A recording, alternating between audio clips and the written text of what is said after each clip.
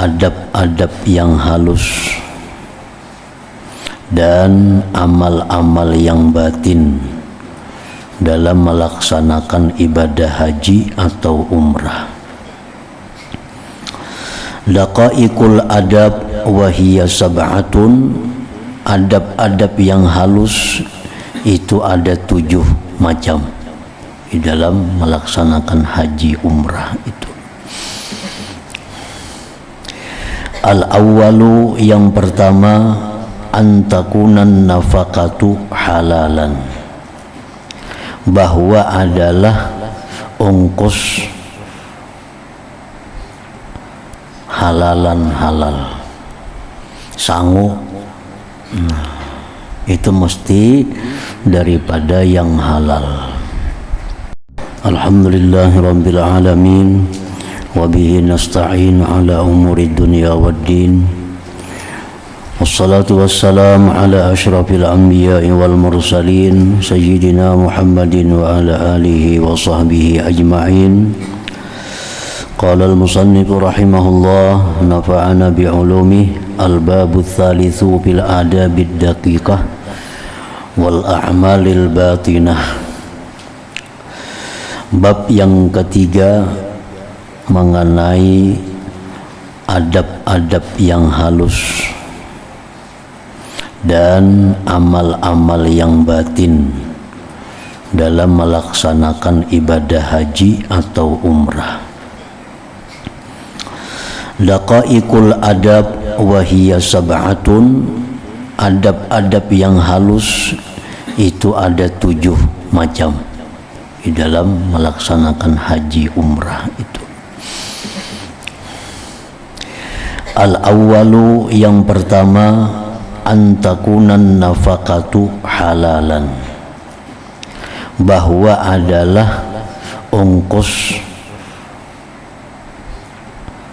halalan halal, sangu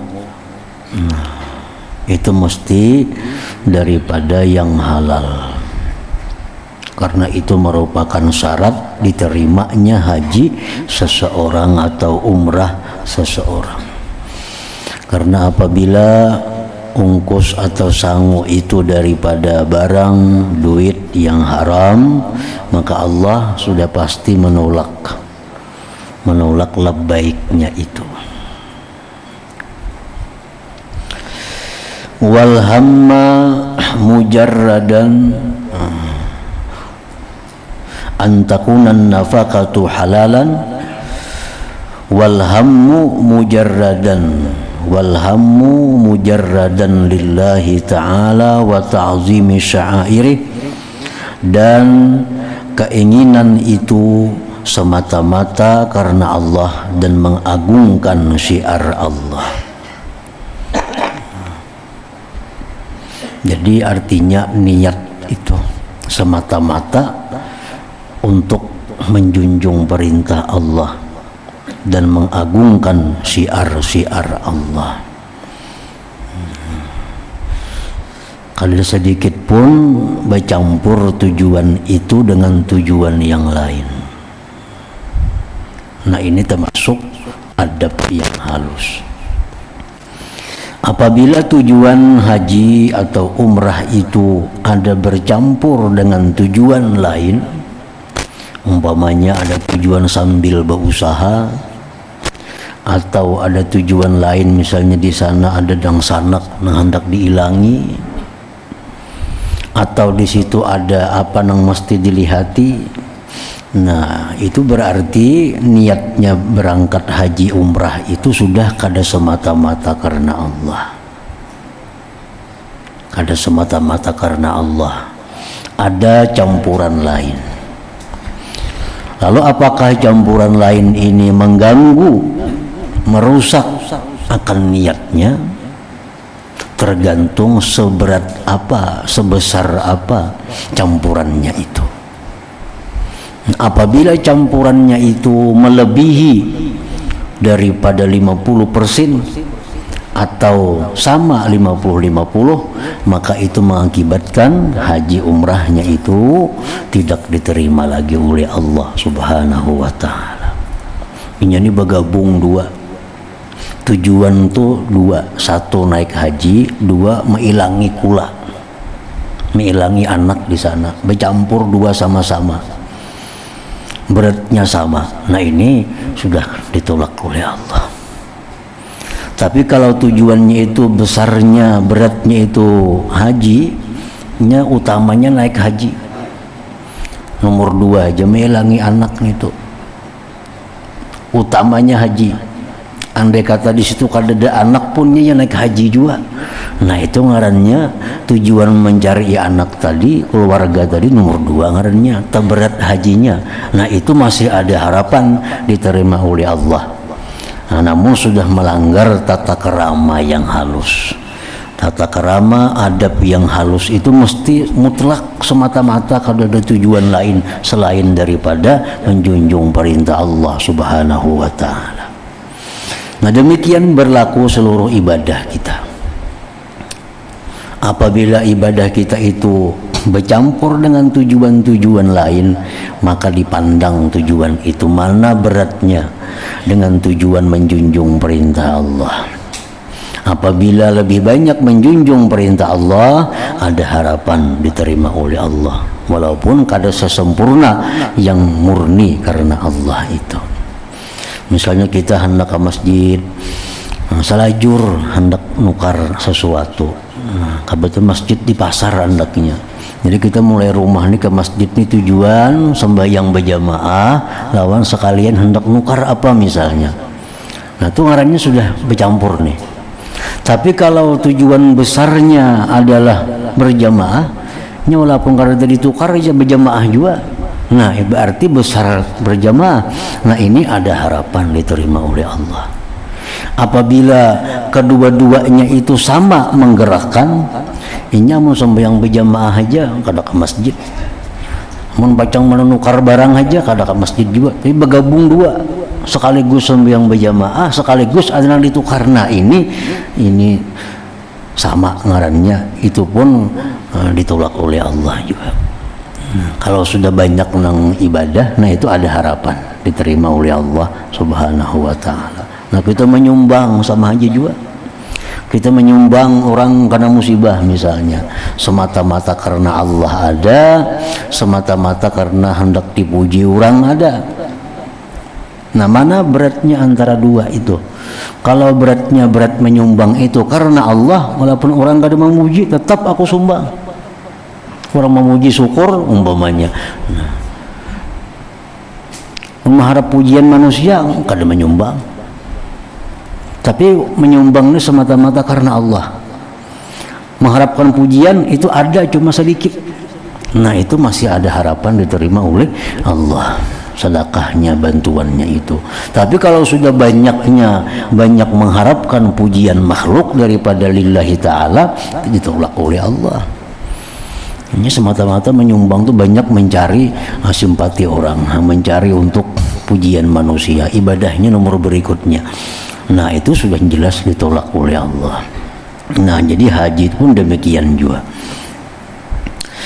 Wa man hajja an ghairihi fayanbaghi an yakuna qasduhu ziyarata baitillahi ta'ala wa muawanata akhihi al-muslim bi isqatil fardi anhu la ayyattakhidha dhalik maqsabahu wa matjarah liyatawassala bid-dini ila ad-dunya fayatlubu ad-dunya bi'amalil akhirah bal liyatawassala bid-dunya ila ad-din ay tamakkuni minal hajji wa ziyarati fihi fil hajji.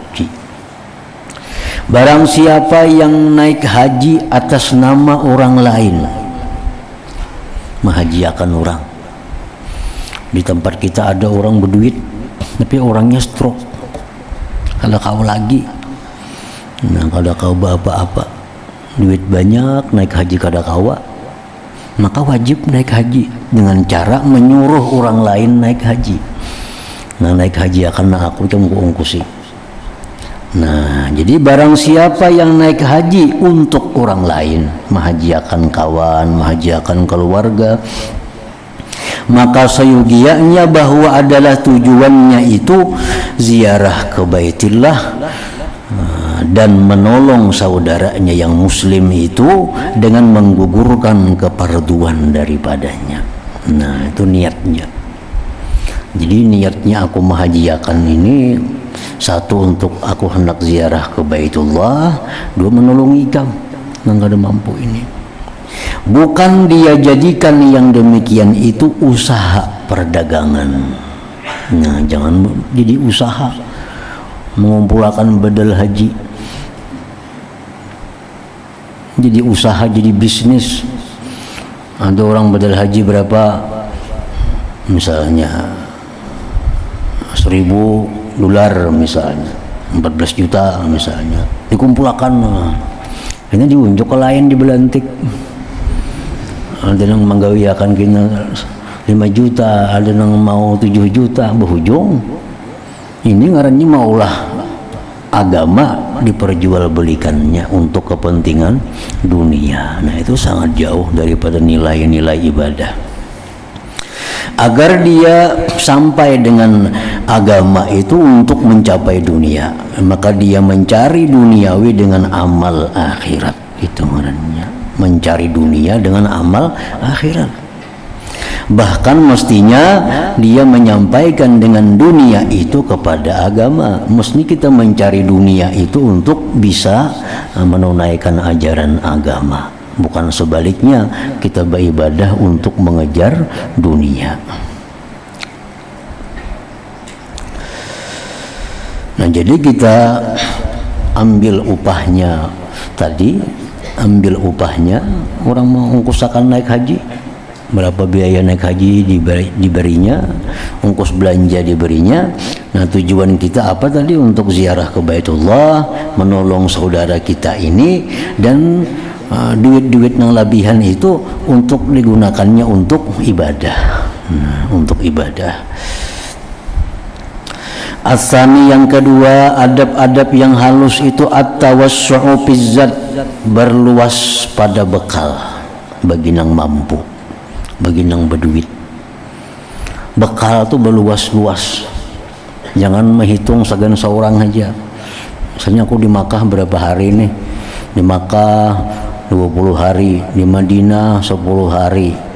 Sehari 3 biji hintalo seorangan makan. 3 biji kali 30 berarti 90 umpamanya, itu berapa? Bempas besangu kada kau beri orang lagi ngarannya. Nah, itu ngarannya kada tawassu fizzat. Jadi hendaknya kalau keperluan kita misal hintalo itu 30 biji, 90 biji, nak bawa 95 kah, 100 kah. Kalau ada orang pas makan kada beriwak kau beri orang. Nah, itu maksudnya tawassu bizzat. Basang duit kayak itu juga nang mampu nih, nang berduit artinya di Makkah sekian hari, ongkos belanja sehari misalnya 200 rial, hitung berapa, jangan mampas seorang belanja kada kau memberi orang di situ. Wa tayyibun nafsi bil bazli wal infaqi min ghairi taqtirin wala israf bal 'alal iktisad, dan senang hati dengan memberi, menyumbang dari ketiadaan kikir, dan tidak pula melampau batas, bahkan atas jalan tengah. Wa badlu zat fi tariqil haji nafaqatun fi sabilillah azza wa jal, memberikan bekal dalam perjalanan haji itu namanya nafkah di jalan Allah. Nah, kita waktu berhaji, berumrah, kita memberi orang bekal ini itu adalah nafkah di jalan Allah ngarannya. Wa qala Ibnu Umar min karamir rajul tayyibu zadihi bi sabarihi, termasuk kemurahan seseorang itu adalah baik bekalnya dalam perjalanan itu. As-salisu yang ketiga, tarkur rapazi wal fusuki wal jidali, meninggalkan rapas, fusuk dan jidal, kama nafaqa bihil Qur'an, sebagaimana menjelaskan dengannya Al-Qur'an. Warrafathu ismun jami'un likulli lagwin wa fuhshin minal kalam. Rafath itu artinya isim yang mencakup, nama yang mencakup bagi tiap-tiap yang sia-sia, yang kotor dari perkataan. ya waktu berhaji, yang umrah sama aja, terutama dalam ihram. Nah, dalam ihram itu dijaga bujur, jangan sampai berkata-kata nang kada bagus, kata-kata nang kada bagus nang sia-sia. Wa yadkhulu fihi mughazalatun nisa wa muda'abatuhunna, masuk padanya itu yang tidak bagus adalah bersenda gurau dengan perempuan.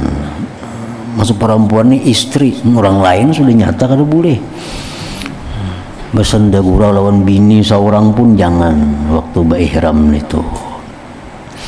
Wa tahaddusu bi sya'nil jima wa muqaddimatihi, membicarakan perkara bersetubuh dan permulaannya kada boleh juga waktu berihram itu. Fa inna dzalika yuhayyiju da'iyatal jima'il mahzur, karena itu menggerakkan ajakan bersetubuh yang dilarang waktu berihram. Wa da'i ilal mahzur mahzurun, membawa kepada yang dilarang hukumnya dilarang juga. Nah, jadi mun haji itu hendak mabrur, umrahnya hendak mabrurah, maka waktu berihram itu dijaga bujur. Wal fisku, sedangkan fisik ismun jami'un likulli khurujin an ta'atillah azza wa jal, nama yang mencakup bagi tiap-tiap yang keluar dari taat kepada Allah. Jadi waktu berihram menjaga mata jangan sampai memandang yang haram, menjaga telinga jangan sampai mendengar yang haram, semua dijaga waktu berihram itu supaya hajinya mabrur. Kalau Al-Quran dengan jelas menyebutkan bahwa haji yang bagus mabrur itu haji yang tidak ada rapas tadi, perkataan-perkataan yang kada bagus, dan di situ kada ada kefasikan dalam berihram itu. Wal jidalu jidal huwal mubalagha fil khusumah wal mumarah bima yurisud daghain wa yunakidu husnal khuluq. Jidal itu bersangatan pada bertengkar, berdebat dengan sesuatu yang menimbulkan kebencian dan bertolak belakang husnal khuluq, akan baik perangai. Jadi waktu berihram jangan sampai bertengkar laki bini, lawan kawan, lawan orang, karena ini mengganggu, merusak akan hajinya. Berdebat bahwa fala yang bagi ayyakuna katsiral i'tirat ala rafiqihi, tidaklah pantas bahwa dia banyak menentang atas kawannya, wa jammalihi, tukang untanya, nyebahari unta, wa ala ghairihim, atas selainnya, min ashabih, daripada kawan-kawannya. Jangan sampai terjadi cekcok, jangan sampai terjadi pertengkaran. Ini waktu berihram itu utamanya. Bal yulinu janibah, bahkan dia melembutkan sisinya, wa yakhfidu janaha, merendahkan sayapnya, artinya bersikap tawadu, lisairin, bagi orang-orang yang berjalan ila baitillah azza wa jal, ke baitullah itu. Wa yalzamu husnal khuluq, dan melazimi baik budi pekerti. Walaisa husnul khuluq kaffal aza, bukanlah baik budi pekerti itu kaffal aza, tidak mengganggu.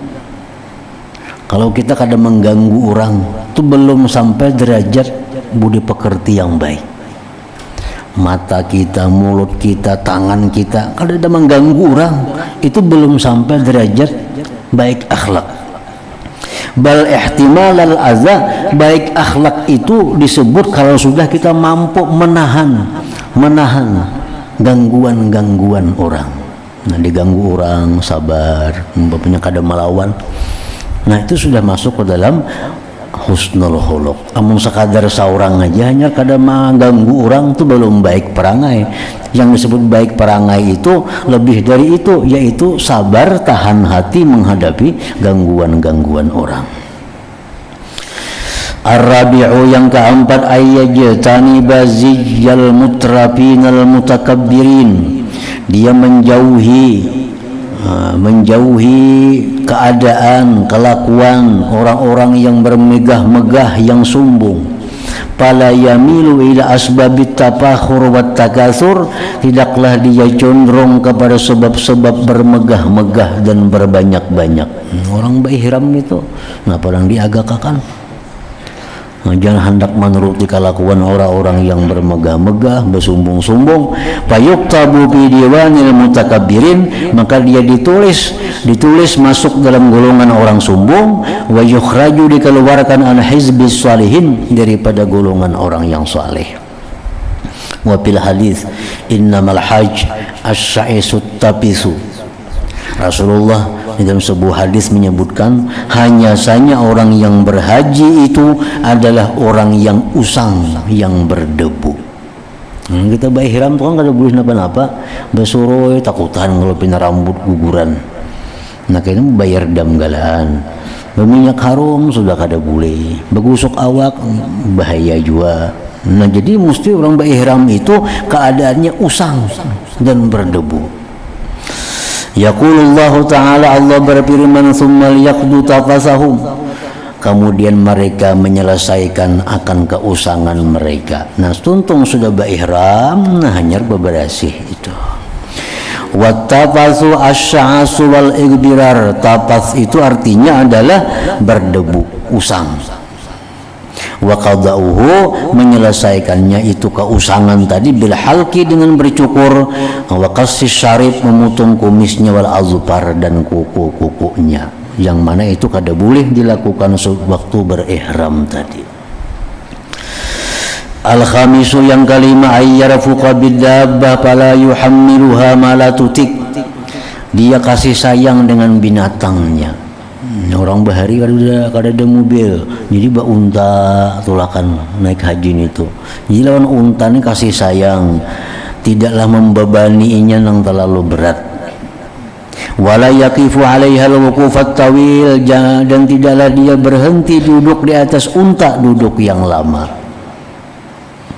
Wa yanzilu ahyanan anha, kadang-kadang dia turun dari binatangnya itu ihsanan laha, karena berbuat baik kepadanya. Turun istirahat untuk menyenangkan, melapangkan unta yang membawa itu. As-sadisu, yang keenam, ayyataqarraba bi iraqati dam, bahwa dia bertakarrub dengan menyembelih hewan kurban. Wa illam yakun wajiban alaihi, sekalipun berkurban itu kada wajib atasnya.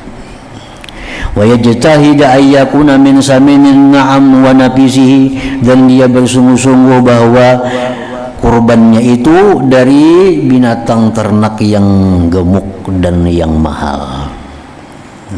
Yang dikurbanakan sembelih nang lamak nang bagus. Wal yakul minhu, hendaklah dia makan daripada daging kurbanannya itu, in kana tatawuan, jika kurbannya sunat. Makan jo umpat di situ. Walaisal maksudu al-lahma, bukanlah bakurban itu tujuannya daging. Innamal maksudu, hanya saja tujuan bakurban itu tazkiyatun nafsi, membersihkan diri, wa tathiruha, mensucikannya, an sifatil bukhli, dari sifat kikir. Nah bakurban itu bukan tujuan dagingnya itu ada. Kurban bukan sagan untuk makan daging kurban, enggak ada, tapi untuk menghilangkan sifat bakhil dalam diri orang yang berkurban itu. Wa tazyinuha, dan menghiasi diri bi jamalit ta'zim, dengan keelokan mengagungkan lillah azza wajalla. La yanalallahu luhumuha wala dima'uha walakin yanaluhu taqwa minkum, tidak sampai kepada Allah daging kurbanan, darahnya, yang sampai kepada Allah itu adalah ketakwaan daripada kamu. Niat berkurban itu napa? Niat itu yang dicatat oleh Allah subhanahu wa ta'ala. As-sabi'u, yang terakhir, yang ketujuh, ayyakuna tayyiban nafsi bima anfaqahu min nafaqatin wa hadiyin, bahwa dia senang hati dengan yang ia nafkahkan daripada nafkah dan kurban.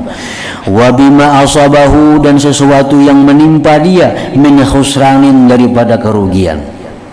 Waktu kita berhaji, barangkali kita ada dapat kerugian, nukar barang nggak kita dibunguli orang pamannya. Nah itu kerugian. Wa musibatin, musibah, fi malin, pada harta, au badanin, atau badan, in asabahu dzalik, jikalau menimpa akan dia yang demikian. Falahu bi kulli azan ihtamalahu wa khusranin asabahu sawabun, Bagi dia tiap-tiap sakit yang dia sandang, kerugian yang menimpa akan dia, sawabun itu semuaan pahala gantiannya dari Allah Subhanahu wa taala. Fala yadhi'u minhu syai'un, tidak sia-sia daripada dia sesuatu indallah azza wajal, di sisi Allah azza wajalla.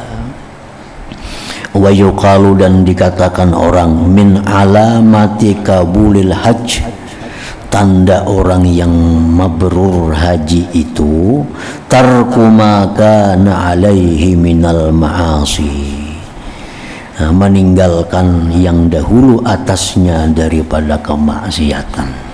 Nah itu tanda orang mabrur. Misalnya dahulu orangnya ini pendusta, imba datang haji ampih jadi pendusta. Dulu belum naik haji ke-7 mencaci maki menggibahi orang, sekali datang haji sanduk wah ini. Kalau ke-7 lagi menyambati orang, menggibahi orang. Oh lagi belum haji pak iyanya.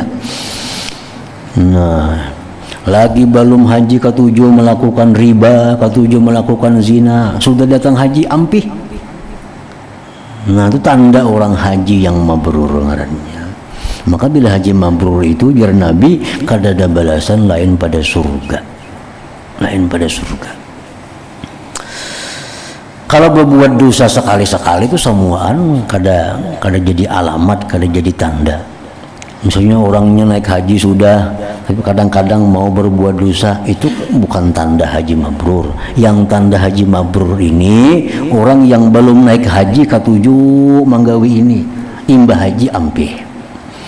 Belum haji ke-7 manggawi riba, sudah datang haji ampih.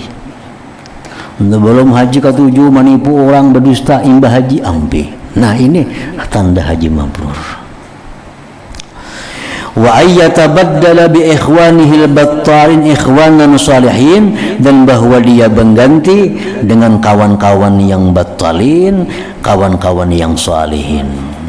Dulu lagi belum haji ke kawanan bang, kawanan yang kada sembahyangnya, kawanan yang kada puasanya, kawanan yang kada judi. Imbah datang haji berganti kawan orang-orang salih, orang nuntut ilmu. Nah itu tanda juga, tanda yang kedua daripada haji mabrur. Wa bi majalisillahi wal ghaflah majalisaz zikri wal yaqazah, dan dia ganti majlis-majlis permainan, majlis-majlis yang kelalaian diganti majlis zikir. Lo belum haji kada ke-7 nuntut ilmu, ke-7 dudukan di tempat-tempat nang kada karuan, di warung-warung duduk lagi belum haji. Imbah haji maka 7 ke majlis ilmu, majlis zikir. Nah itu alamat sudah orang ini haji mabrur. Jadi ada 3 macam tadi. 1, meninggalkan dosa-dosa yang dahulu jadi gawian. Nang kedua, mengganti kawan nang dulu kawan kada baik dengan kawan yang saleh. Yang ketiga, mengganti majlis yang dulu ke-7 majlis nang kada bagus, imbah datang haji berganti majlis nang bagus. Nah bila ada orang nang imbah haji macam itu sudah alamat haji mabrur ngarannya. Nah kemudian tarikul i'tibar bi amal al-hajjil batinah, jalan ma'i'tibar dengan pekerjaan-pekerjaan haji yang batin. Gitu. Nah kita baca surat Fatihah, mudah-mudahan pahalanya disampaikan Allah kepada almarhum Tuan Guru Haji Muhammad Hasnan bin Daman. Mudah-mudahan beliau dapat rahmat Allah Subhanahu wa taala. Al-Fatihah.